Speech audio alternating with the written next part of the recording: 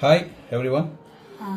ಊಟ ಮಾಡ್ತಿಲ್ಲ, ಹಠ ಮಾಡ್ತಾರೆ, ಟಿ ವಿ ನೋಡೇ ಊಟ ಮಾಡಬೇಕು, ಮೊಬೈಲ್ ನೋಡೇ ಊಟ ಮಾಡಬೇಕು ಅನ್ನೋ ಪ್ರಶ್ನೆ ಕಾಡ್ತಾ ಇದ್ದರೆ ನಮಗೆ ಕಲರ್ ಥೆರಪಿಯಲ್ಲಿ ಮುಖ್ಯವಾಗಿ ನಾವು ಮಕ್ಕಳುಗಳನ್ನೇ ಕಾನ್ಸಂಟ್ರೇಟ್ ಮಾಡಿದ್ದೀವಿ. ಅದರಲ್ಲಿ ವರ್ಕ್ ಕೂಡ ಮಾಡ್ತಾ ಇದ್ದೀವಿ, ಅದರಲ್ಲಿ ಸಕ್ಸಸ್ ಕೂಡ ಕಂಡಿದ್ದೀವಿ.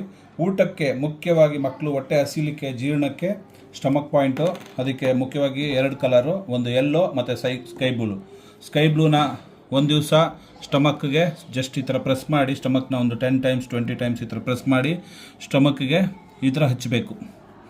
ಇದು ಒಂದು ದಿವಸ ಹಚ್ಚಬೇಕು, ಇದು ಹೊಟ್ಟೆ ಭಾಗಕ್ಕೆ ಹಚ್ಚಬೇಕು.